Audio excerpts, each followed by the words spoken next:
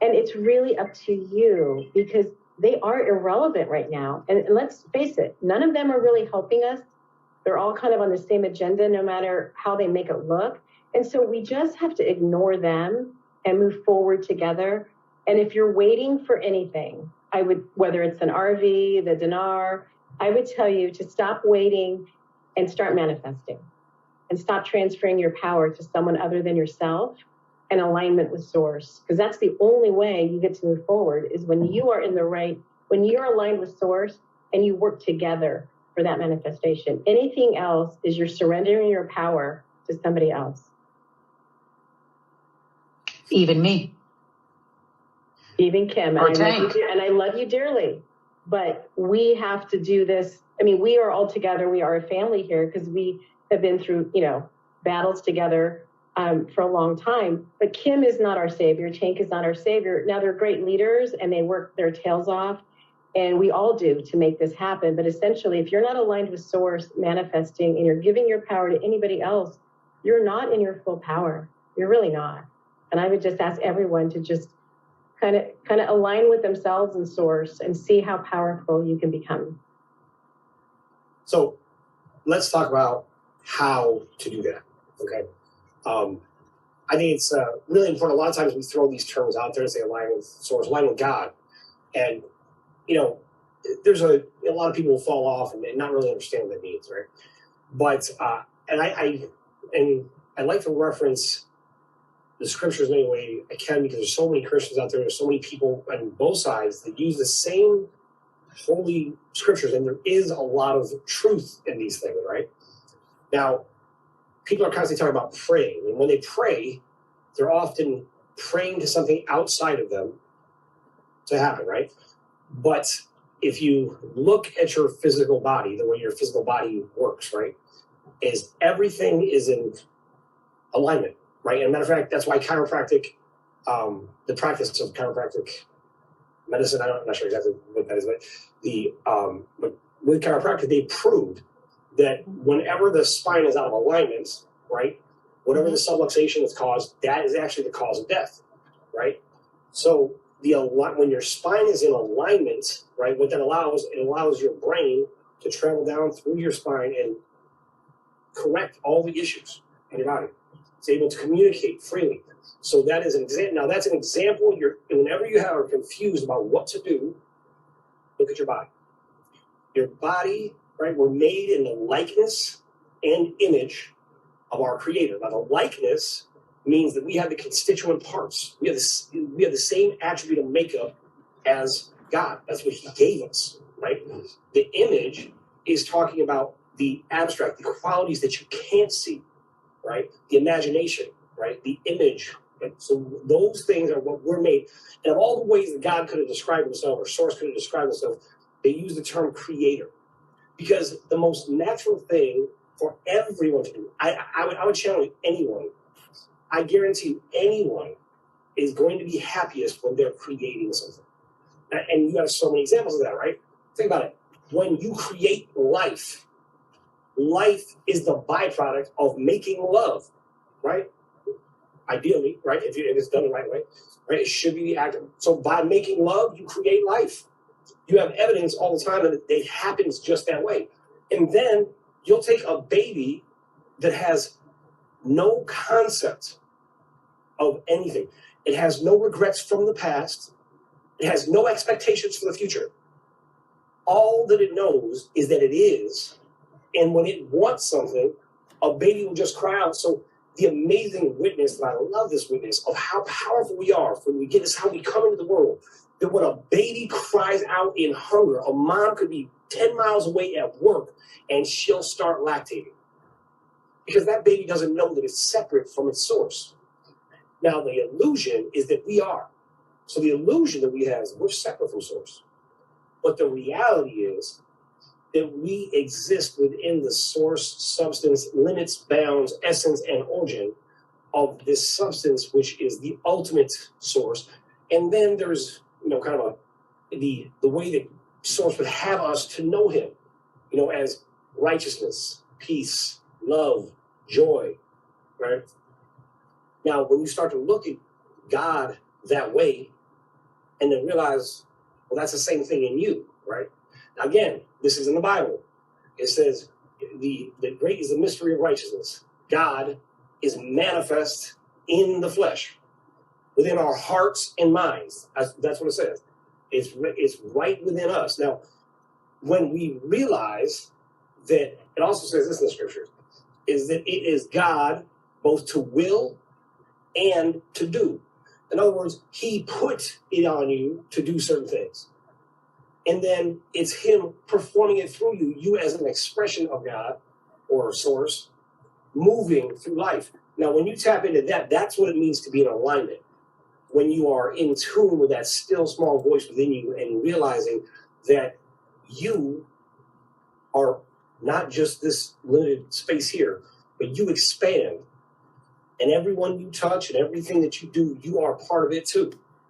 And when you can be in alignment with that, and then look and looking for that guidance is always there.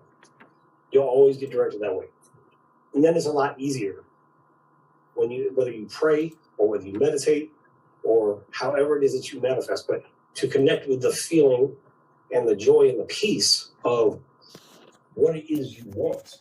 And I'll tell you, it's a great practice with kids. I encourage my kids to daydream all the time.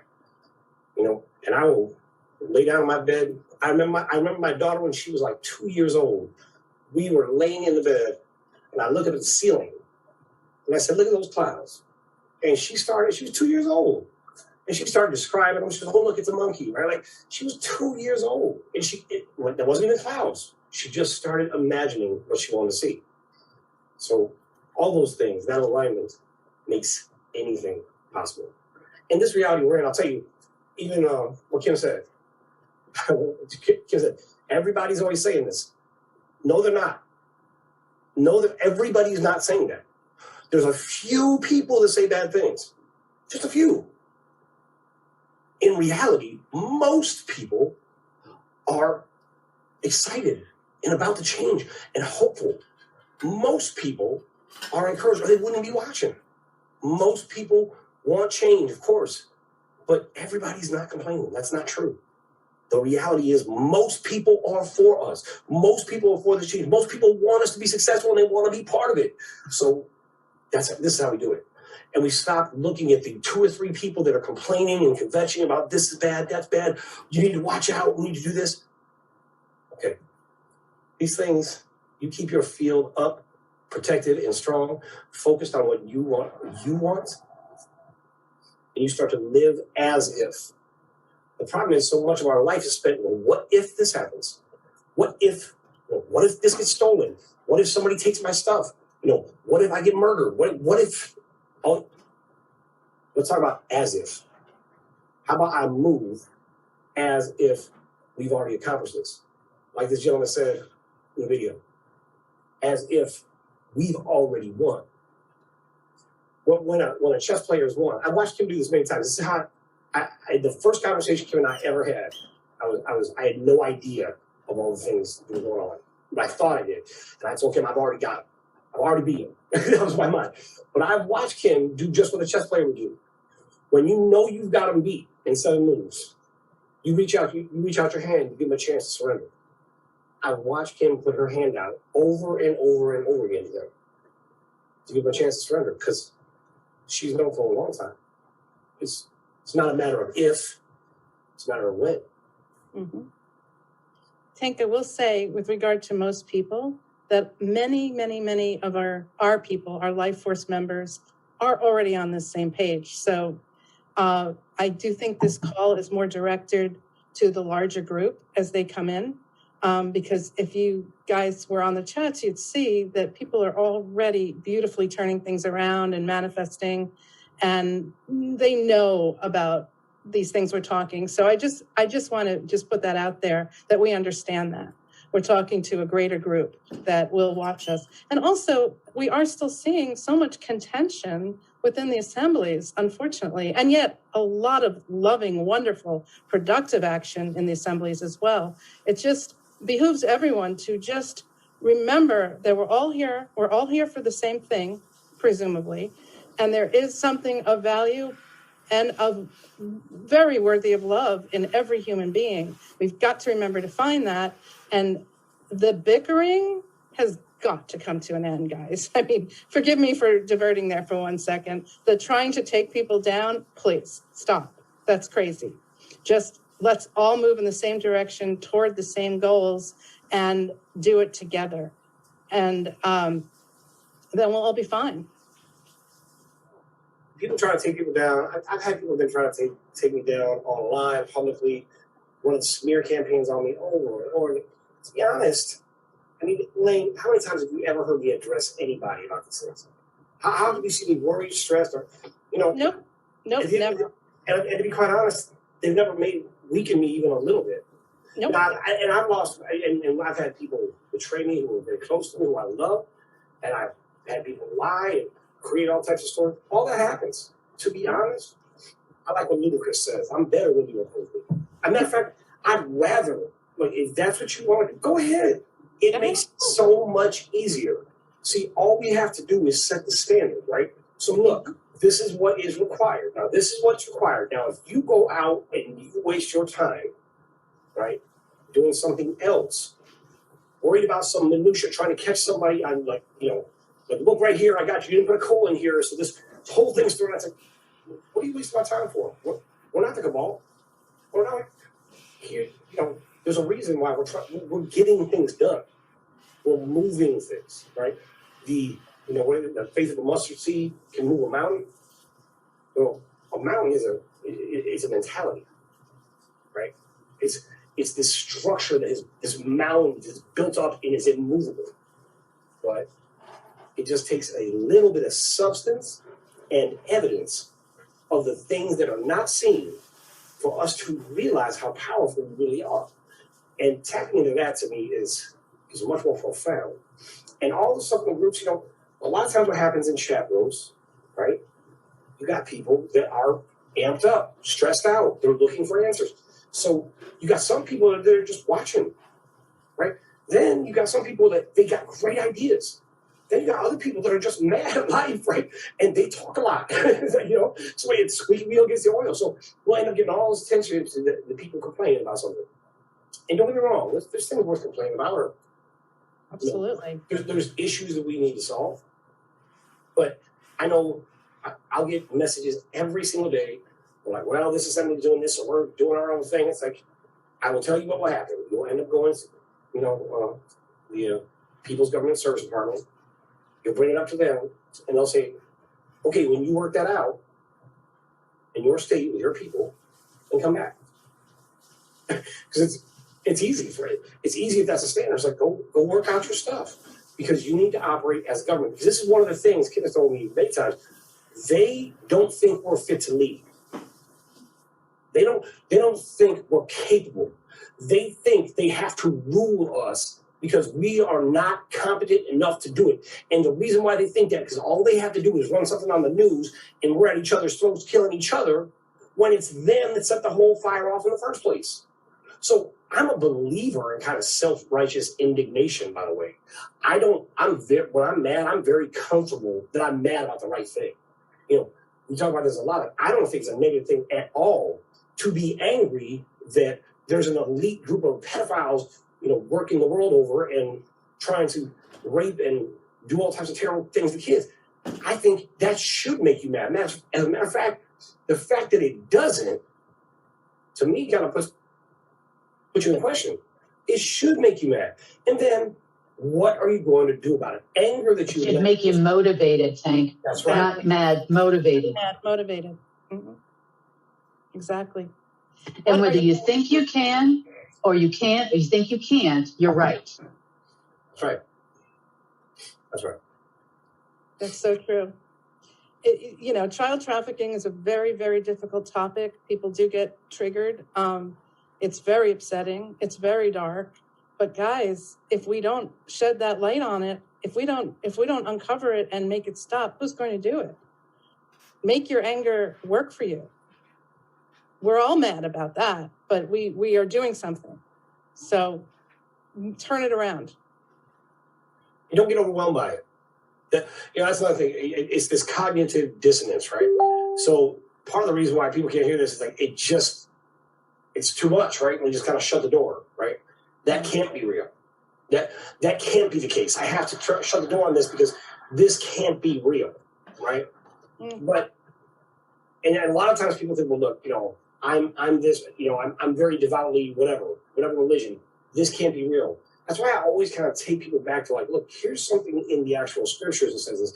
And there's similar things in every single holy text. Every one of them. They all have these elements of truth. And there's buried texts and things they kept from us, right? So the key is not really even to go out and discover it. It's really to go inward and remember.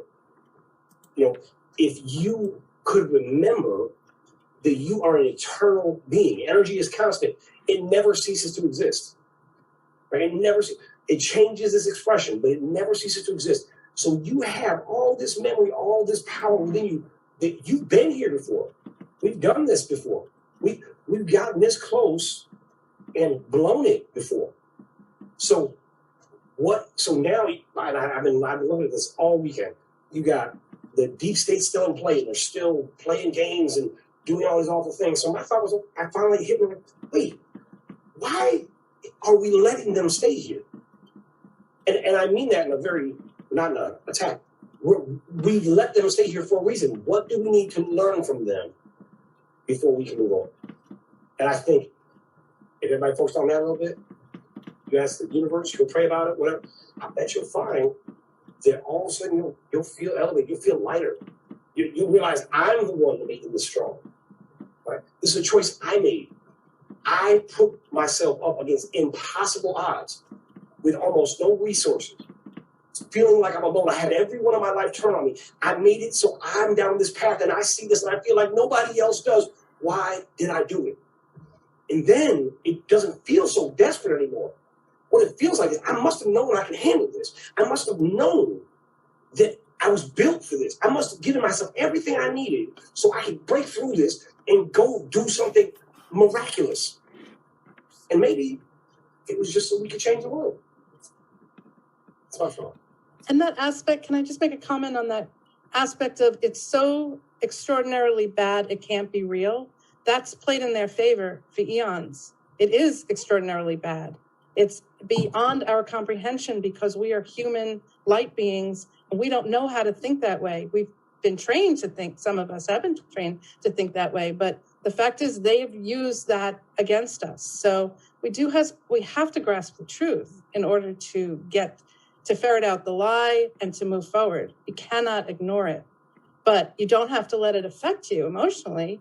And by empowering yourself, by knowing that you are the master of your own universe, you are empowering yourself to move forward, to make the changes that need to be made. And therein lies the whole benefit program, as people are wanting to say. In other words, if you make the changes, you suddenly are powerful. You no longer are at the mercy of anyone else. I agree. And also, if they're our arch nemesis, right? Then, but the law of nature, they would have to have an equal and opposite. Why couldn't that be you? So the more awful they are, it really should just make you realize how exceptional are you really. I mean, that makes you an intronaut, right? You're on an internal discovery about yourself to find out, I mean, they're so bad. I must have these attributes, and not in a vain way, like I'm, just pretend, but look for it. Do a personal, detailed investigation of essential matters within yourself. Discover who you really are. Ask yourself hard questions. Look at hard truths, and realize that no matter what happens there, you are indestructible. You are an eternal being. You will not cease to exist. Death is an illusion. So there's nothing to be afraid of. Well, fear is Kim says this all the time. Fear is a manufactured emotion they created to hold us hostage. So true. All right. Kim, the three supposed to chime in with some other wisdom.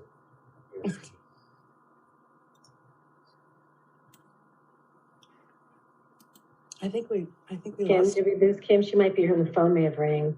One of the things you touched on, Tank, is I think is important because you and I talked about this on our call Sunday morning is, and Lane kind of referenced it as well, many of them are not human, right? So we can't expect somebody who's not human to behave with the loving heart of a human being. We're expecting something that you can't get blood out of a turnip kind of thing. So we just have to focus on our gifts and the love that we are capable of creating and feeling that they're not, and the energy, and we need to use that to our advantage, because we can't expect them to be something they're not. We're never going to get it from them. So just focus on our love, our creation, and how we move the planet forward by becoming that vortex together and creating that. And they can come or they can stay behind. It doesn't really matter to us. We just have to bring the world forward at this point. And by the same token, I know this is going to sound all love and light, Tank, but Yeah, look, I'm for love and light, by the way. I know you are. I'm a just very specific claim. No, very specifically. If we love them, now we don't have to tolerate their actions. We don't have to invite them to stay or want them to stay. But if, for instance, you were feeling a negative presence, or you have some negative something around you, just surround it with love. And also I like to use commands like, be gone with you. But also add some love in there. They don't know how to handle it. They literally get confused, and it just disempowers them. The power of love is immense, and we can use it as a good weapon. I do agree with that. However, in a practical sense, I always think it's important to come back to being practical, right? Absolutely. Trying to love, Governor Cuomo or Mayor de Blasio. All right, that's going too far. Or any one of these, schmucks that are out there that are trying to, commit genocide against us, right? I'm not, to be quite honest, I'm not looking to hug it out. And the reason why I mention that is I know a lot of people are practical like that too. They get that. Like, what? These people are doing horrible things, right? So what I would say the best way, in my opinion, to use love against them. I love my kids. Yes. Now, because I love my kids, I'll do anything it takes to protect my kids, right? I love, my family. I love my team. I love myself, right? And because of that love, right, I love this planet. I love life in general. I can sit here and list off a billion things that I love, and you know what I find when I list all those things? They're trying to destroy all of them. Yeah. So just by increasing the amount of love I put in to those things that I care most about, I will make those things grow. They naturally expand. And by naturally expanding those things, what it will do is it crowds out any space for them to exist here. Because love begets love. We're creators, right? We make love, we create life. That's well put. Right? So if we just repeat that, you don't have to try to make yourself love somebody that's awful, because that's fake for the most part, let's be honest. And that's going to be a long road. I mean, I'm not saying like you couldn't get to a enlightenment level one day and you're meditating on a mountain somewhere and you're just like, I love everybody, it's all great. But you might not be there today. So today, though, you can probably empathize with, I love my kids today. Right? But today, I love my kids. Today, I love my people. Today, it breaks my heart to see people badmouth people I love. Mm. So I don't have any remorse, or I don't have any grief or doubt or fear about cutting people out, off in any way that want to hurt that love, right?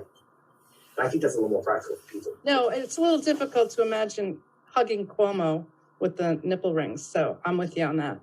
I want to add something, Tank, to what you said. Is to me, it's like not about really like sending love to somebody like Cuomo, but just embodying that golden healing power of love. And when it emanates from your being, it just shoots out to everyone else. And the people, on the dark side, they literally can't stand in that power. They can't stand in the light. And so you're just kind of destroying them without actually doing anything except sending love. That's a great comment. They cannot exist in a high frequency. Exactly. And that's why they're throwing everything into the fire right now. Why they attacked our team so hard this weekend. And we're still standing, and we bounce back ever stronger. We're here. But I think you're right, Jody. I mean, there is something to that. So we have to stand in our full power because they can't exist in our world when we step into our full power. And we just need to remember that every day. Right. Yeah, they get burned up. They get burned up in the light. They were attacking us. I didn't even notice. They were. Yeah. Well, Kim mentioned that. It's the only reason I did. But I love the fact that Cuomo's not in office. Me too. I know. And I'm going to take credit for manifesting that, just, you know. and Kim came back stronger than ever. She came back this morning on the call. She was on fire, and that's why we're all here right now. So it's actually, thank you, all of you guys, for helping us get to even a better level. You're helping us. You're boosting us up. So thank you all you dark ones for that. Yeah. That quote from the Ender's Game, I love that. In the moment that I love my enemy, the moment I know my enemy, I love my enemy, and then I destroy them, right? Yeah. Yes. But you do. I mean, I have had a certain amount of appreciation for the other side. They've taught us so many lessons, right? They've taught us how to be really resourceful. I mean, they have given us so much. It's only, prudent that we give them back everything they've given us and more, because they've given us so much.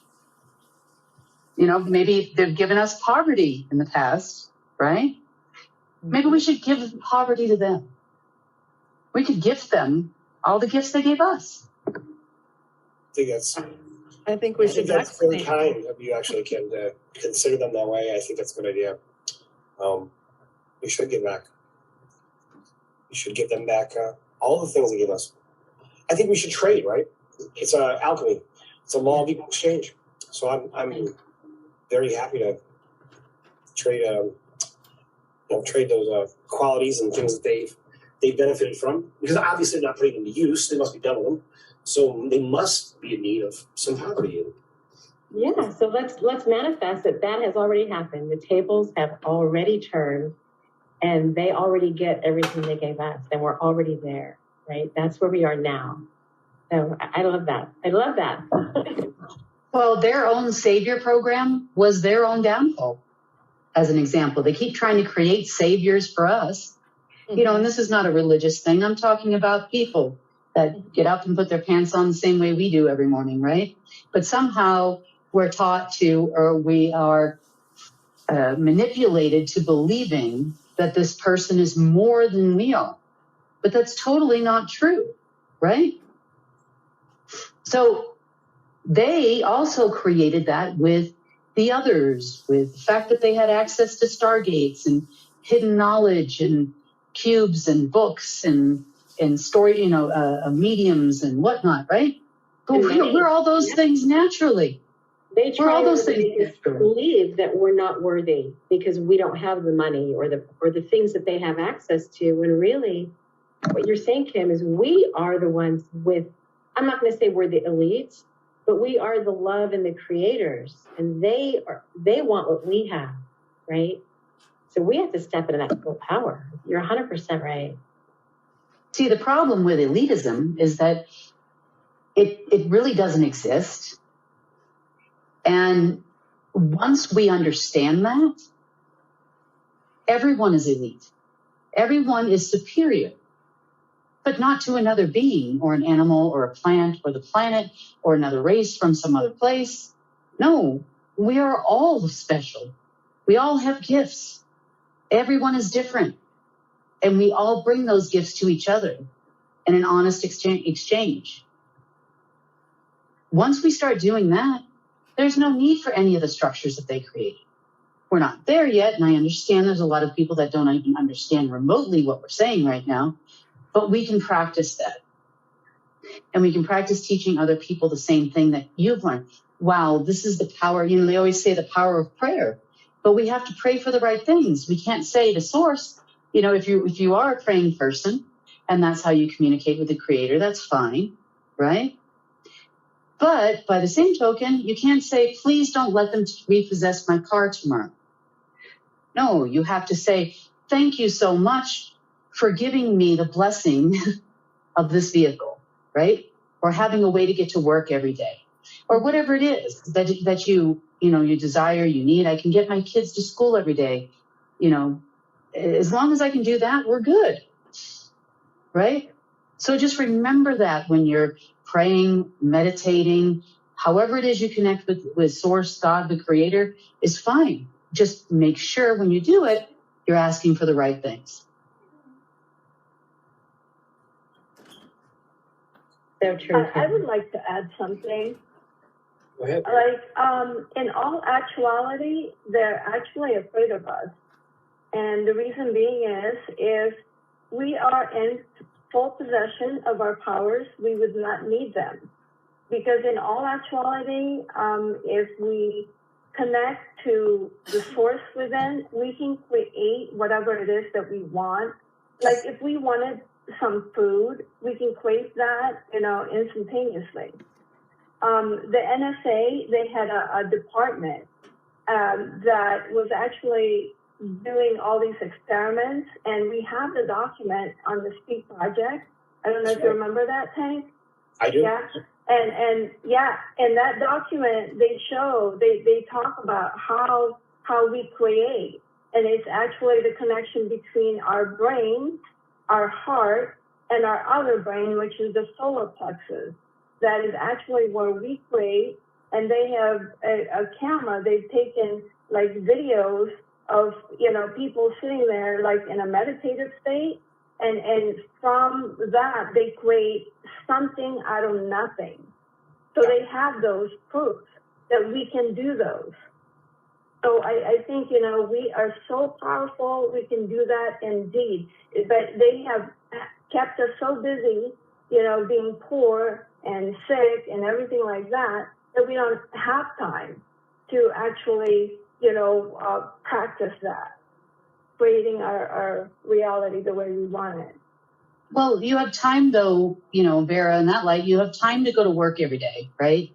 You take 8 hours off, most of us more, let's face it, and you go to work every day so you can get the paycheck, so then you can manifest the thing that you really didn't have to go through all of that to manifest. I know it sounds crazy, but it really works. Now, I'll tell you a story. And, this job has had many ups and downs. And, I flew around the world. I spent lots of my own money, getting at least the knowledge base so I understood how to play the game, right?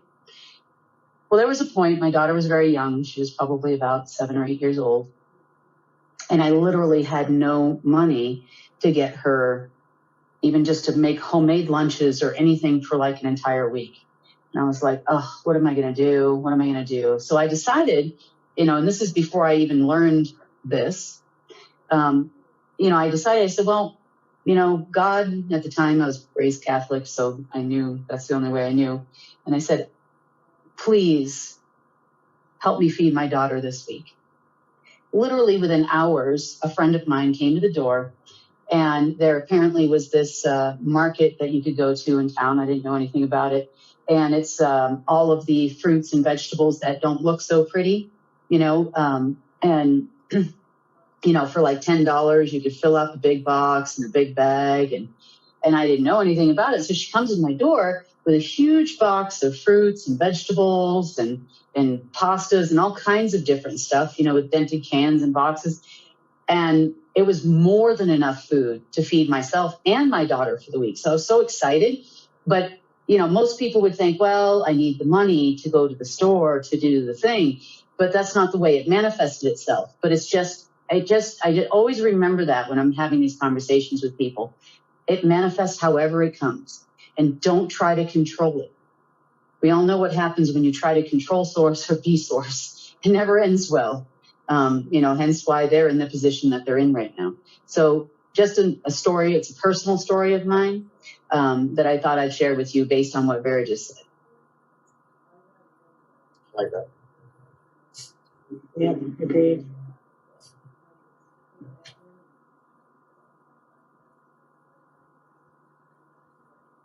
Any other topics that we want to cover from the video or anything that I would encourage people, and I think we'll post this. The original video was, I think, over 2 hours. And it was very good. So I think we're going to post that under this show, and I think would encourage everyone to watch it because I think it explains. He talks about so many other things on that video that I think needs to become mainstream. But the reason it doesn't is because one, it makes us look, oh, they're crazy. They're talking about other beings or whatever. And you know, they try to keep us under the radar. They have been trying. They don't do that anymore.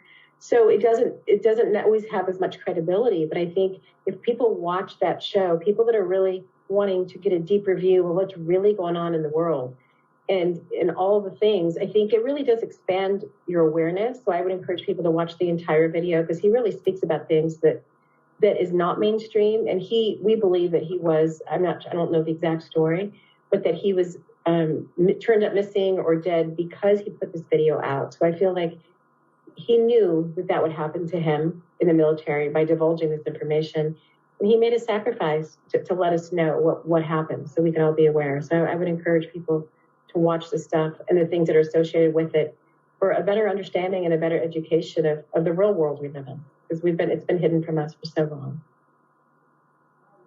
Also, just to add on this now, this document that Vera is referring to that we put up on the Speak Project years ago now, but I got that years ago from an NSA agent who snuck it to me. And actually, I have a computer that I don't use that has this actual video on it.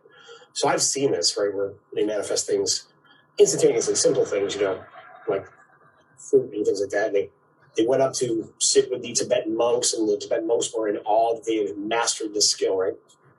But not everything works that way exactly. It might not be that easy overnight. So I want to point this out because I think this is really important. There's other dimensions and other beings that exist in the multiverse, the vast multiverse, right? And a lot of times their perception of time and space is different than ours, right? And a lot of people we need them to come in and do this and do that. And I love that there's other beings that exist here on the planet with us, right? That are working with us. Like, I love that and I appreciate that, right? And they are helping us, but they're members of the planet with us, right? They live here with us. But this, I think, is very important. In this third dimensional reality we exist in, what is such an incredible thing about being on this planet, that this is a nexus planet, and everything that happens here happens everywhere else, right? But here in this space, in this third dimension, people are always like, "Oh, I'm above it. I'm in 5D. I'm this," and I don't ever say those things because in the third dimension is where you actually get to appreciate the creative process through time and space. So as an intentional creator, creating your reality consciously, right? Knowing that you're always creating. Now, in the Bible, the way they describe it is it says to pray without ceasing, right? And if you go back, prayer and meditation are really the same thing. It's an internal communication with God. It's being in alignment with God, right? So when you're constantly in a state of consciousness of who you are, what you are, and people will say, well, how can I do that? How can I pull that off, right? So the example I always use is being in love, right? When you're in love, no one has to remind you, right? You don't walk around the corner and we start doing something crazy. I'm like, oh, that's right, I forgot I'm in love. So no one needs to remind you. You feel that way all the time. It's a perpetual state. You're in harmony with that individual. You're in love. You're happier. You're more patient with people. You're kinder. You're in love. But you'll take somebody who's angry at you, right? And they'll be all ticked off, and they got to remind themselves. They got to call all their friends. Do you know what he did? Don't you think he's a jerk? I thought he was a jerk too. Then he calls him somebody else. Didn't you think he was a jerk? Yes. And now I'm gathering my allies. We're all against that person. I got to remind. And now I got me. I'm mad. And I got everybody around me. They're reminding me I'm mad. Then all of a sudden one day I see my friend who I've turned everybody against. We're playing basketball together. We start laughing. And then I go, oh, wait. I forgot. I'm mad at you. I had to remind myself again that I was mad. Now that's not the way to live. That's what we do. Now, take those simple principles and apply it to every day, right? To live in a state where you're just perpetually, intentionally creating, consciously living and moving this way, taking, responsibility for your words, for your actions, for the way you feel about things that you say. And that is the act of intentional creation. I think that's where we're at. I think it's a very important time. And I think it's more powerful now than ever because the blocks that previously would have suppressed us, right, from, really connecting with the power that's in us and allowing that to expand out and allowing that to touch other people. And then when we touch other people with that kind of energy and they're now fired up, it's okay to feel responsible for them and to realize we're connected. And it's trust and worry. It's impossible to trust and worry at the same time. A lot of people are, feel love and are afraid.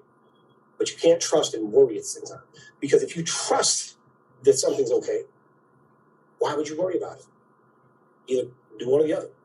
So trust yourself. Start there. Trust that it's, there's no explanation. You could go through all these medical books, years. Doctors will go into the body, cut up the body. You know what they can never explain physiologically? Why does the heart start beating in the first place? Things usually go your way. They usually do. You woke up one day, you opened your eyes, and they just saw for you. And every day since, you've expected them just to work that way. Your heart beats, your lungs breathe. You think and move and function. Most of the time, things go your way. Why are we so concerned, always stressing about the one or two little things that don't go right?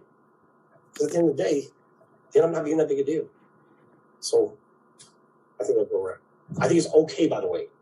I think it's okay to focus on the amazing, miraculous life that you have, that you're creating, that you want, all the possibilities. Allow yourself to get caught up and excited about that. It's okay to expect things good to happen. It's okay. I think it's important now. And I think the more of us to do that, and the less energy we give to the haters, we'll just naturally rise up. And all of a sudden we'll be like, remember we used to fuss about this stuff? It seemed like nothing. We need to no longer accept lack of anything in our lives. It is, like Tank is saying, it's okay to manifest good things for ourselves. It's okay to want good things too, by the way. Yeah, it's okay to want nice things. And as long as it's not at the cost of somebody else. Right. If we can expect miracles, and one of the things that I have found, and this is in religion, because to me, just for me, this is just my personal view of the world, is religion is man-made, where our connection to our true source, our creator, our God is not. That's real. But often in religion, it's like they want you, they teach you that suffering is required. And I don't believe that. I think that our source we were put here to be abundant, and suffering is not required to be abundant or loved. We are all worthy of that. We're born with that right. It's not something we have to earn. We are born with that right. And we have to remember that every day. Now, a lot of people, misrepresent these terms, right? Like the Kabbalah word magic, right? Like the sky is the limit. Of course, the sky is not the limit. The sky is just where you start to learn how to fly, right? There's a scripture in the Bible that says, greater love hath no man than this than to give his life for a friend. So what do we translate that into? It's like, I die for you. Well, wait, how about this? Don't die for me. Live for me. Now, when you live for somebody, that's a much more profound gift than dying for them. Dying is easy. All these limits that we think, just like we said, these limits and the way that they've perverted things, it's all been a control mechanism. So re-examine those things and think about it. Who do you want to be? You don't want to die for anybody. What's your life about? Live first. Live amazing. I have this friend that's, is very, very religious and, would never get divorced no matter what because her religion said that she couldn't, right? But her husband was very abusive to her physically and mentally. And I said, okay, so you say that my father, right? Our father, and you say it constantly. So I said, well, you're a mother, right? And she said, yes, I'm a mother. I said, what would you do and how would you feel if one of your children was being abused by their spouse? And she said, well, I'd want to get her out of that situation as soon as possible. And I said, why do you think your father wants any different for you? It's just the dogma behind it all sometimes that bothers me, because if this is your father, right? And as a parent, I would never want my child to go through pain at the hands of another. I would never want my child to go hungry. I wouldn't want my child to suffer in any way. If I could make that happen in this world, I will absolutely do everything possible to make that happen. And I do believe that we are all a part of the Creator, right? We're born of the Creator.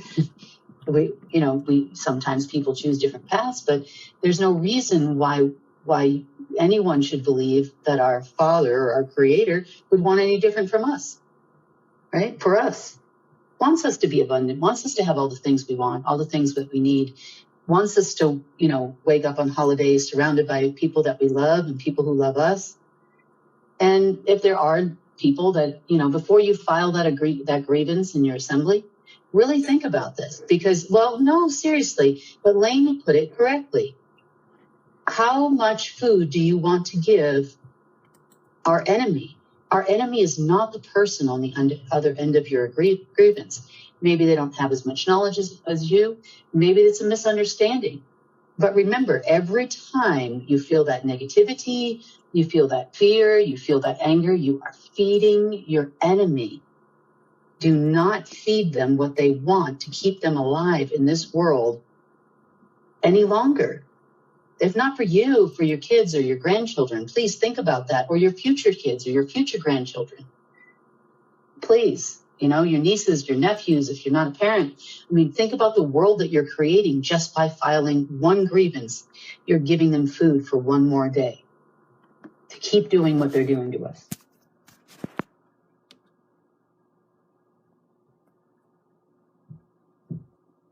Well, all right.